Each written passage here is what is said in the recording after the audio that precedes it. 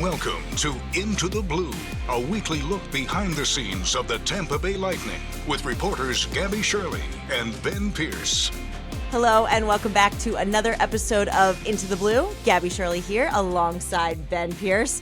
Wow, I am already laughing because the things that are coming out of my mouth prior to this recording, whoa. We are recording this episode, Ben, from Amalie Arena less than 24 hours after the Tampa Bay Lightning lost to the Florida Panthers on home ice in Game 1. Late night, so we're all a little delirious. How are you doing over there? Well, I was going to say, you said less than 24 hours since Game 1. Are we even 12 hours from when you went to bed? Or just about 3 p.m.? Definitely not. I was probably like a 3 a.m.er. That's what I mean. Like, I was sitting there last night, and I'm typing up the back check, and I'm looking at the notes and trying to get some stuff together, and all of a sudden, my wife rolls over, and she's like, "What are you doing?" And I was like,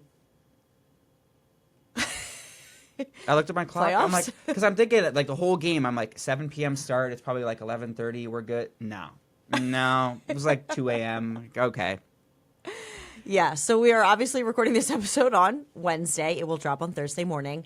Ben, we have made it a point to look ahead in these episodes, but it's playoffs. We're going to change it up a bit and look back at that first game between the Lightning and the Panthers. Final score, 6-2, but I don't think that was totally indicative of the Tampa Bay Lightning's play. No. It was a very back-and-forth game, and I think we talked about it yesterday, and it came up in the media scrum as well, post-game. That power play for the Lightning, they score that game-tying goal from Jake Guentzel, and they really pushed after that. They had a lot of good chances, some good looks. Brandon Hagel had another one on a power play. I believe it was Braden Point had a good look, and they were really generating chances, and then the start of that second period happens and things swing the other way. And I know Coop mentioned it when he spoke post-game too about the old hockey cliche about the last minute of a period and the opening minutes of the next period. And that really kind of tilted the scale on the score. But it wasn't a bad game for the Lightning. I mean, you look at their shots allowed, 16 shots on goal Florida finished with. That is the third fewest in franchise history the Lightning have allowed in a game. Now, here is a crazy stat for you. The other two times, it was both 14 shots on goal, once in 2015 and once in 2007. The Tampa Bay Lightning lost all three of those games. So I don't know what it is. We just have to get over that 16 shots on goal mark, I guess. But all three times, Lightning have restricted opponents to 16 shots on goal or less. In the Stanley Cup playoffs, they have lost in regulation.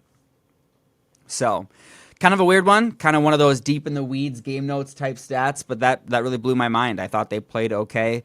It just was a matter of that quick swing in the second period, and Florida just took it away and didn't give it back. And that's what's going to happen in the playoffs. You have to play your best for a full 60 minutes. The team knows that, and you know their focus going into game 2.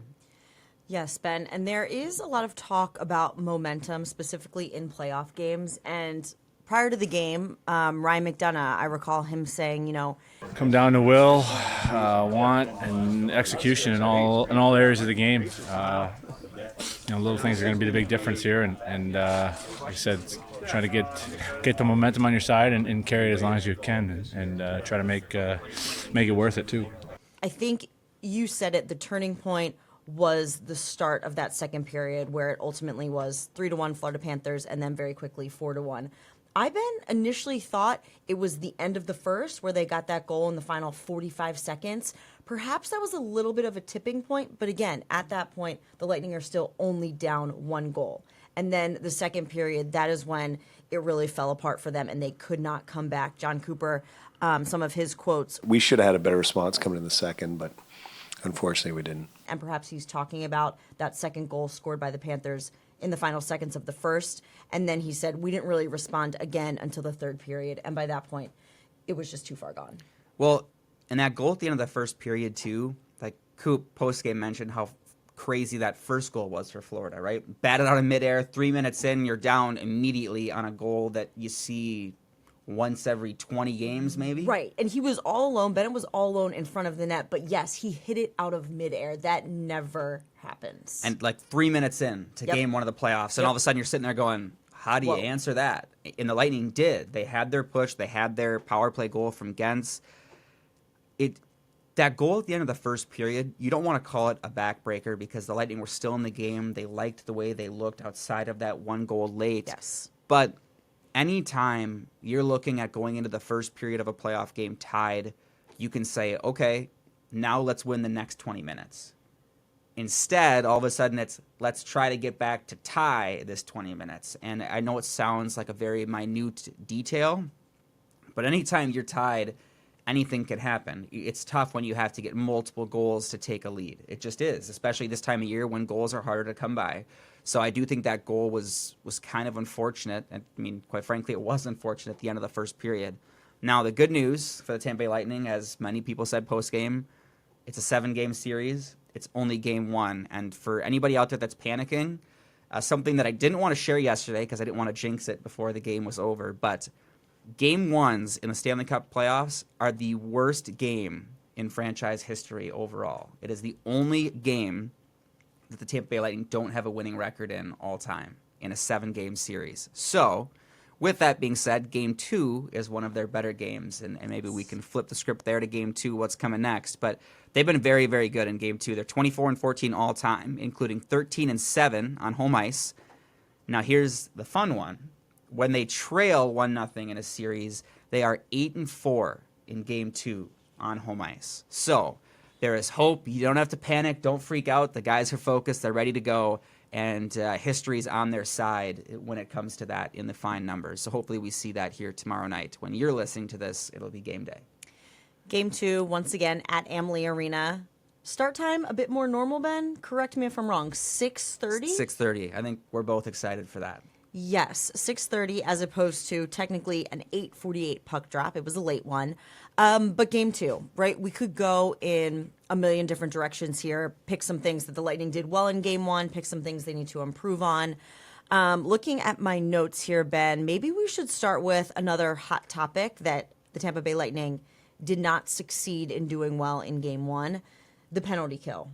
The Lightning have been very good all season long, but in that first game, the Florida Panthers were 3 for 3 on the power play. So, how do we turn it around in Game 2? John Cooper used the word aberration. I had to double check the meaning of that word, but he was saying hopefully that's just something that is not typical, out of the ordinary for us. What do you need to see from the Lightning when they are down and on the penalty kill in Game 2? Well, we heard from two people today, John Cooper and Brandon Hagel. Hagel, obviously, a big, big piece of the Huge. Lightning penalty Yep. kill, had some success offensively even this season. Both Cooper and Hagel today said, Yeah, I mean, we have a ton of faith. We've been doing it all year. We've been very successful. We're top. I don't even know what it is in the league. We've had a really good year on the penalty kill. and you look at the numbers all season long, I believe they finished 6th in penalty kill this season. In the regular season, they've had that success. And I thought it was interesting when Coop went back to the start of this season. Yes. And he talked about how it did take us some time to find what made our penalty kill successful. It wasn't great at the start of the year. We didn't start well. So I think our first 10 or 15 games, we were like a bottom 10 team in the league. And so you really have to play catch up to make yourself get into the top, 6 or 7. And we did that for 60 plus games. It's been great. And he said it's unfortunate that hiccup happened in Game 1 of the playoffs, but there's a lot of faith in this group, in this locker room. And this Florida team has so many different weapons offensively. And the thing about Florida is they have a lot of different styles of offense too, right? They've got guys that are good at charging to the net. They've got some guys with great hands, can make that slick move, slick pass. They've got some really good shooting players. They can just attack you in a couple of different ways. And so it's a reason they just won the Stanley Cup a year ago. It's a reason they're in the playoffs once again. It's just a matter of sticking to your structure. We saw the one goal by Tkachuk in that second period. He was wide open all alone in front of the net. And especially on the penalty kill, you just can't give a person that much time and space when there's already so much open ice. So I think it's just stick to your structure, make sure that front of the net is protected. That's the biggest thing. No free lanes, especially in front of the net. And the Tampa Bay Lightning, Ben, have plenty of players who can kill off the penalties. But I believe there was a bit of confusion in when Anthony Cirelli left that game in the second period. But it does appear that he was gone prior to all three of the Florida power play goals. And we know how critical he is to the success of the penalty kill. You mentioned Brandon Hagel. Those two are always together, 5-on-5, PK. And like I said, other guys can fill that void, but there's got to be a little something to that. Yeah, it's tough because I think there is a lot of faith that guys can step in, but Anthony Cirelli should be a finalist and at least get some votes this season for the Selke Trophy as one of the best defensive forwards in the NHL. Anytime you're missing that guy, it's going to hurt your team. Mm-hmm. And then you throw in the fact that he's one of the best penalty kill forwards in the NHL, aside from the 5v5, it's going to sting a little bit. And just the bodies, right? Like, it's game one of the playoffs, the energy, everybody's probably a little bit kind of coming off that crazy buzz of the opening 20 minutes. And now we got to kill a couple penalties, and we have one less body. It's going to hurt anytime. It's just a matter of who's going to step up. And obviously, game one didn't go great on the penalty kill. The weird thing was they all came so quickly, right, into the power play. So it's not like it was, hey, we got a minute and 50 seconds into it, and we gave one up right at the end. We thought we had the kill. So it wasn't necessarily them wearing down the penalty kill. It was just quick strikes, we see an opening, let's take it. And the good thing for the Lightning is maybe that makes it a little easier to button it up because it was just one breakdown. It wasn't ongoing. They're pressuring. It might be an advantage in that way.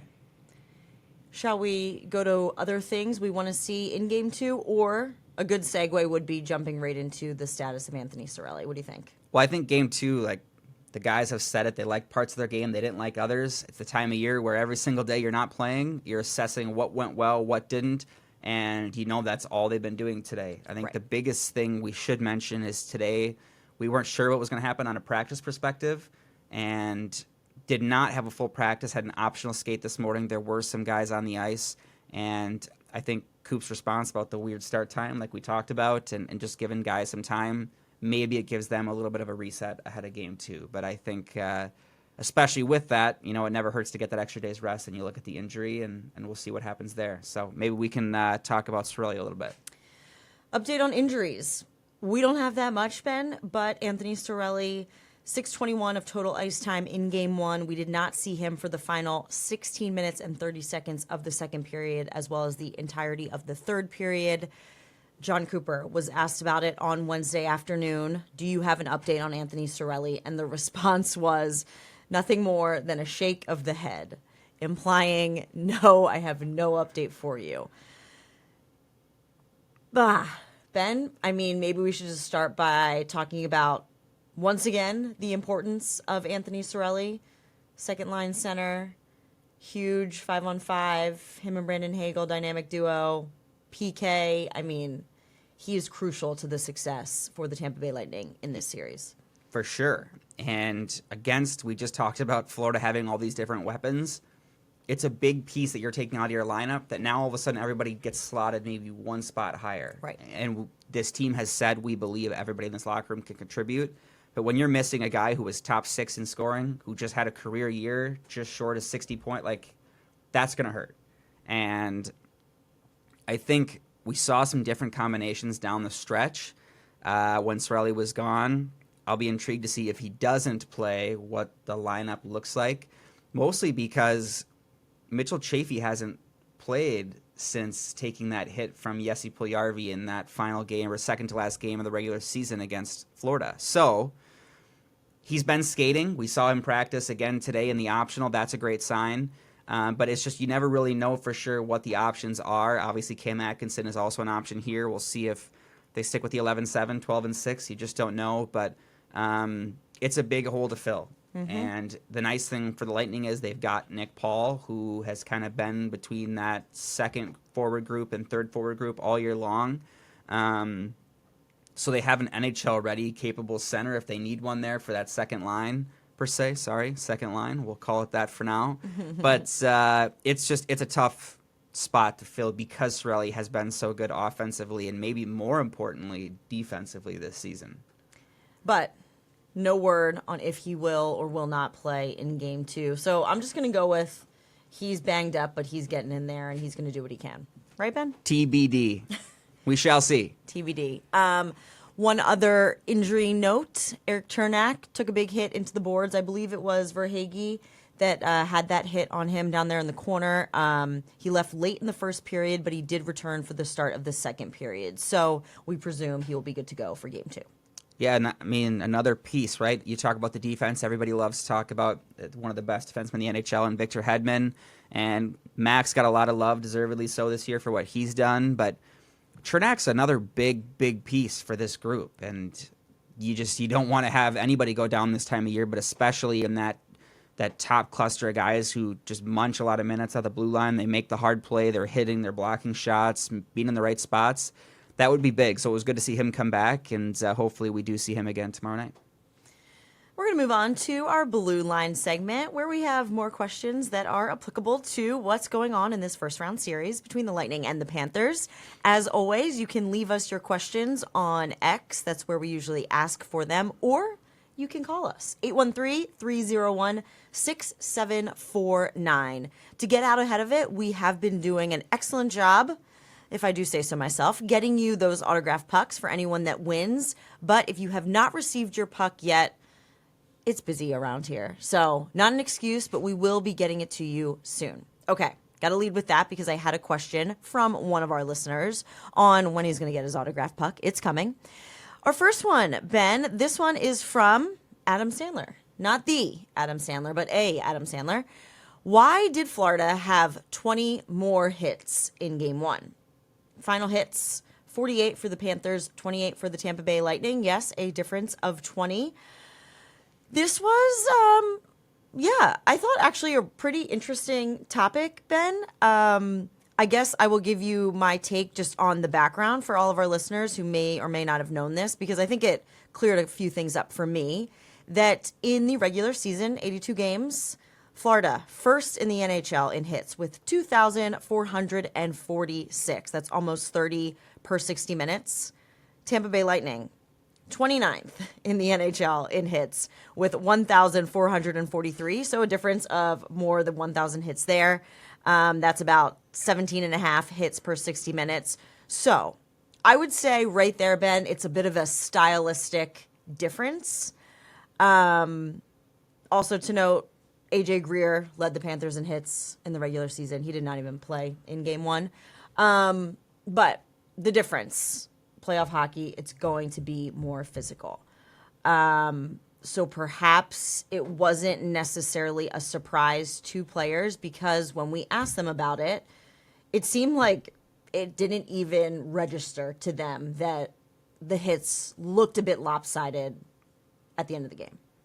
Well, everybody said post-game, like, this is the playoffs. This is what you expect. And I think when you look at that Florida team, they do have a reputation of being a physical team. But it's also the Battle of Florida, right? These are two teams that do not like each other. They do not like each other. It's round 1 of the Stanley Cup playoffs. For the Lightning, you're playing a team that knocked you out of the playoffs last year and the defending Stanley Cup champs. They know each other well. There's going to be some emotion. But I thought Darren Radish today, he had a pretty short presser, but I thought it was kind of funny when he described the physicality. He said it didn't seem like they were overhitting us or we were underhitting them, but I think it's playoff hockey. That's how it's going to be, and you just gotta roll with the punches and take it as it is.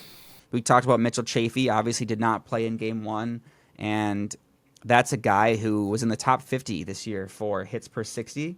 Eric Chernak's also been up there. The Lightning have a physical play style, maybe not directly in the open ice hits that I think people don't see as much these days just across the NHL, but they can play a physical game. And Coops mentioned that a couple times this year, like, being physical doesn't have to be these big highlight hits, right? He said it's battling in the corner, winning your battles there. It's blocking shots, doing these different things. You can be a physical team without necessarily racking up a bunch of hits. And I think the Lightning believe they are that. They can do that. And they said so today. They said, I didn't really notice it, right? Like I there wasn't like a big, oh my gosh, they're all over us, we're getting hit left and right. Everybody who spoke today and even yesterday post game, they didn't really sense that. They just said like it's the playoffs. We expect to get hit. We're gonna be delivering the hits also. So I don't think it's anything you can read too far into. The one maybe good thing is if they're out hitting you that much, part of it might be because they don't have the puck. Like in some regard, if you're getting out hit 2-1, that might be a good thing because it means you're possessing the puck. They have to hit you to get that puck back. So in some ways, you don't necessarily want to be the team that's got way more hits than the other because that means you're chasing the puck to try to get it back. So we'll see where that number ends after game 2 if the Lightning maybe up the hits a little bit. But it could be a good thing as long as you're possessing the puck at the same time. Yeah, Ben, I didn't even think of that component of it, but you touched on it. We heard from Radish today. We also heard from Brandon Hagel. Hagel's quote, I think, really does speak to it. I asked him if those hits played a role in game 1, for better or for worse, for the Tampa Bay Lightning. I think we were physical when we needed to be physical. You're not going to chase physicality, obviously. You're going to want to try and do things, but I don't think, I mean, I don't think, I mean, hitting's a part of the game, but at the same time, you have to do it smart. And, yeah. Which, again, I think just speaks to the Tampa Bay Lightning knowing what they have to do to win a hockey game. Perhaps they didn't fully execute it in game 1, but I think they will in game 2. Ben, just some follow-up questions that we may or may not have already touched on. One, who is our bruiser on this team in regards to the hits? You mentioned Mitchell Chafee, who may or may not be getting the call if perhaps Anthony Cirelli cannot go in game 2. He has a pretty physical style of play. But our other top physical guys, would you agree? Emil Lilleberg, Zemgus Girgensons, you mentioned Eric Chernak. Those are probably the top 3 that come to mind, although others such as Gord, Hagel, Point, I mean, they'll drop the gloves too. Yeah, for sure. And that's like, we talk about the physical, like, is this a physical team? And you just named, 6, 7 guys there that are willing to drop the gloves if needed. They're always in the mix in the corners. I think Lilleberg's probably the one that sticks out, mostly because he did have multiple fights this year. We saw some big hits. And I think in some ways he probably surprised a lot of teams this year. As a young player they didn't know much about. And he was up there in penalty minutes. He was up there in hits. So I would say Lilleberg's probably the one that stands out as the bruiser, per se. That's a funny term to me. Yeah, I believe that was the word that was used. It was, bruiser. Yep, you're right. But I will say, I don't know if Brandon Hagel gets enough credit for what he does out there. Like, the guy's coming off a 90-point season, and for a couple of moments there, it looked like we were having a little Four Nations flashback between him and Tkachuk after the one post-whistle scrum. Looks like he was going for it. And by he, I mean Brendan Hagel. Yeah, he's always willing to mix it up if it means maybe getting some energy back or getting the momentum. And not a guy that's afraid to stick up for himself. And again, and his teammates. Like Hagel has said multiple times this season, I feel like we're picking on Hags a little bit, talking about him the whole time. But he said, like, everybody in this room will stick up for one another when it comes time. And they're not afraid to do it. It is just a matter of don't cross the line, right? Mm-hmm. Make sure you're not putting your team at a disadvantage. And exactly. So this team will go if they have to go. I mean, I think the most surprising moment for me this year was the Braden Point fight, right? And he was chucking him. That was like, whoa, that one's going to stand out to me for a while. Yep. So, just play your game, but they're willing to be physical when they need to be. Correct. Our next question is from Bolts fan. In all seriousness, though, I know you also become vested in the game and the team. How difficult is it to go into the locker room after such a game last night? How do you prepare yourself for those difficult moments? Ben, I want to start with you because I feel answering this question, my answer would have been totally different year 1 of my time with the Tampa Bay Lightning. Now, I'm a vet, 4th season. I've grown. So how do you feel going in after game 1? I'm a vet. I've grown. I am. Put it on a T-shirt. Gabby Shirley, it's vet. True. She's a vet. The nice thing is, like, they're professional athletes. And I will admit, like last night, especially with the playoffs, was probably the first time since my first couple games where I was like, I don't know how to approach this one here. But at the same time, they're hockey players. They know what they're doing. They know what went wrong, and they know that the media is part of what they have to do. And honestly, I think one thing that's helped me is after every post game, I head down to the locker room, and the first person I see is Gabby Shirley. And I feel like we talk every time about like how do we want to approach this? How do we want to lead into this? And I think it helps that we have each other to kind of bounce different things off and like with the phrasing, even to be like, hey, maybe I would leave out this part of the question, or how do you approach this, right? And I think that's helped me quite a bit just to be able to talk through some of that. But at the end of the day, they have a job to do. We have a job to do. And I think they all get that. They understand that. And they're really good at what they do. And I think even like last night, they're not easy questions to answer. Like, hey, you give up 3 on the PK. What in the world happened there? Why did that happen?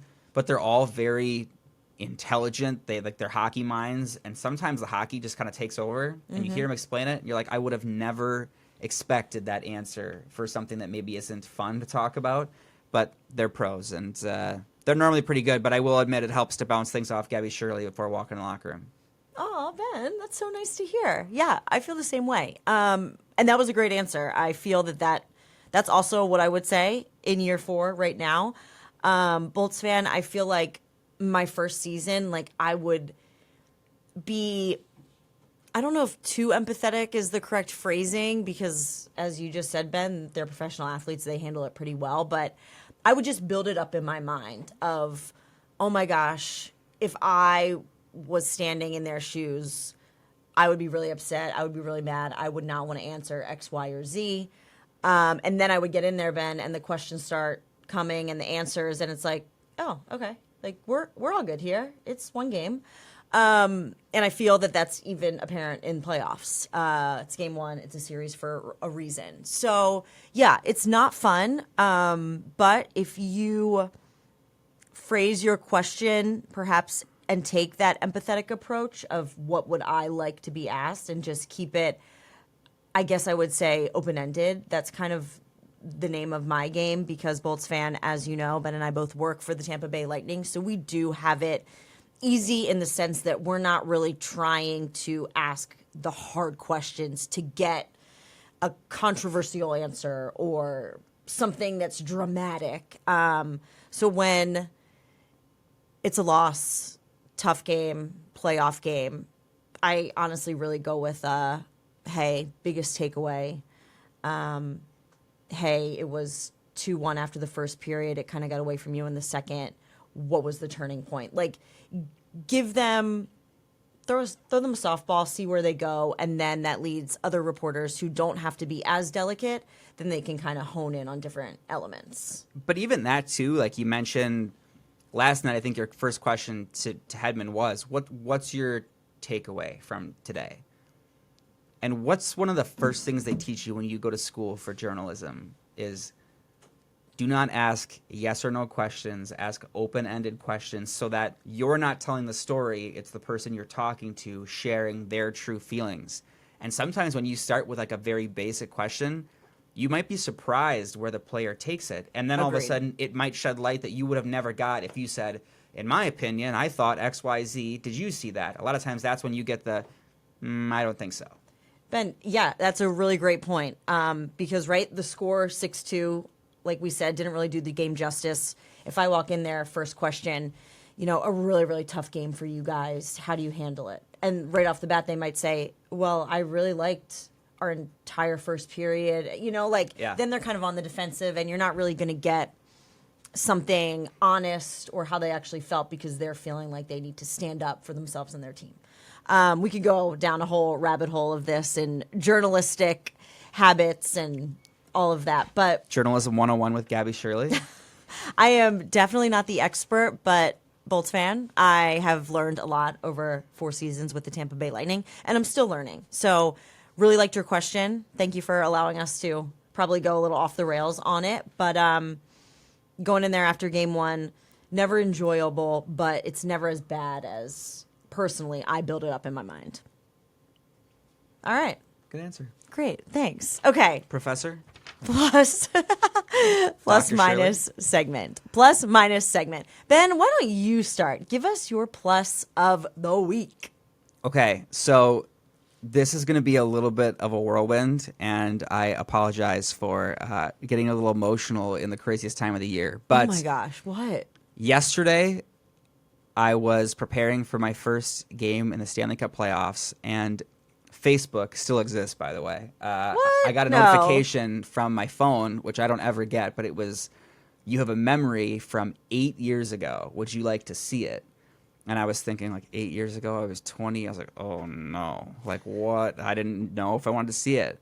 8 years ago, it would have been the day before the playoff game, I shared and wrote about my battle with depression and suicide for the first time.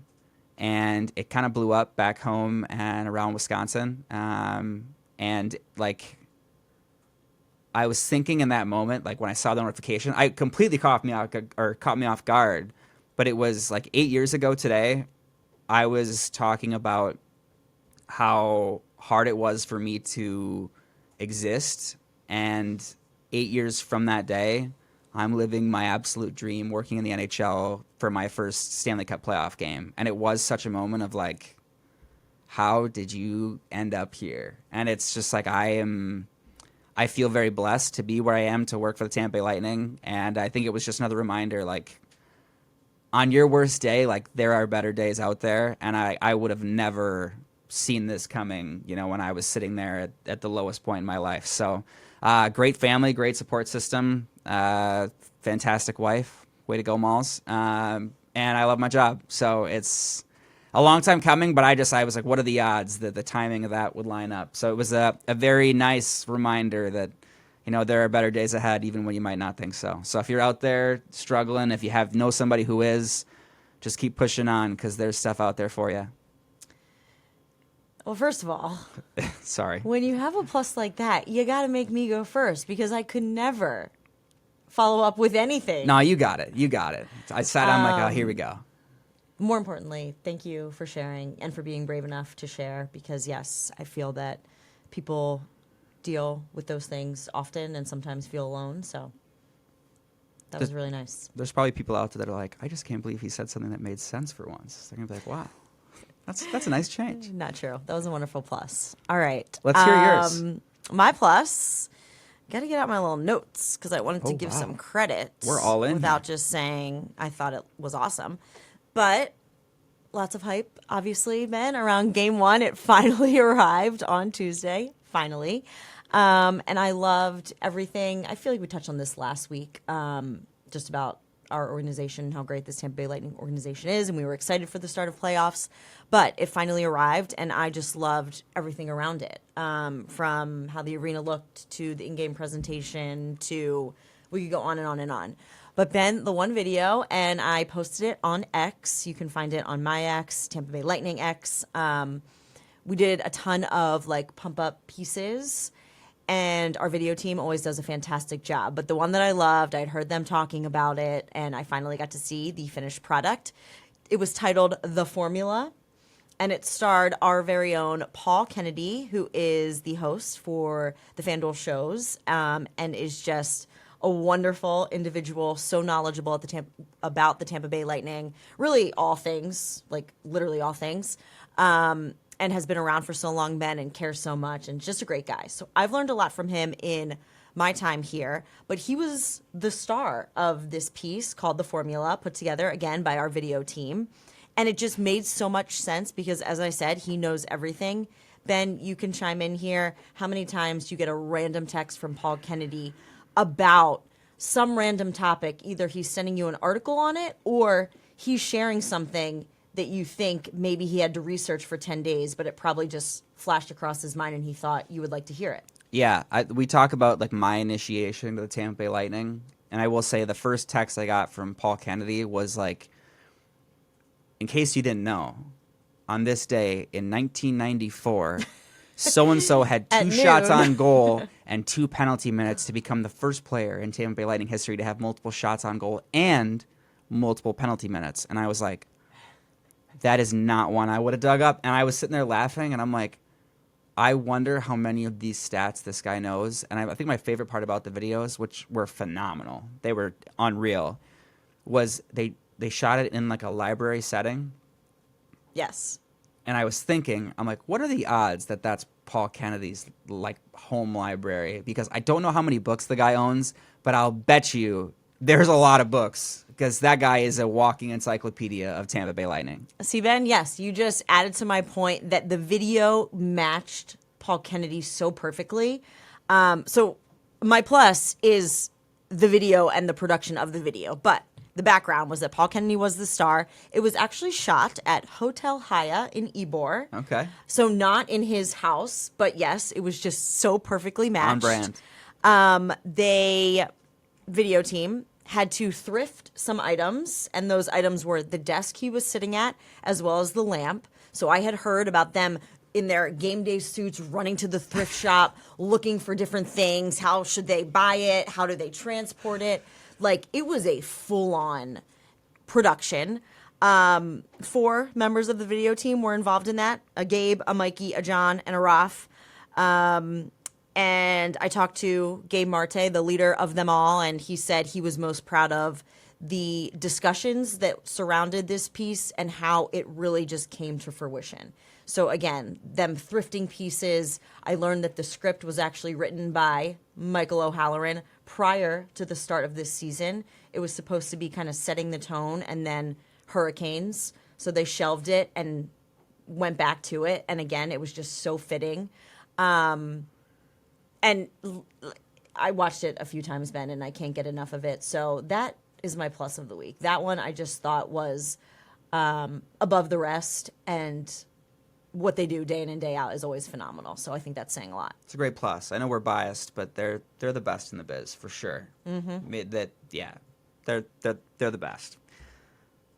That's a great plus. Thank you. My Your minus is I'm 0-1 in the Stanley Cup playoffs. Damn it.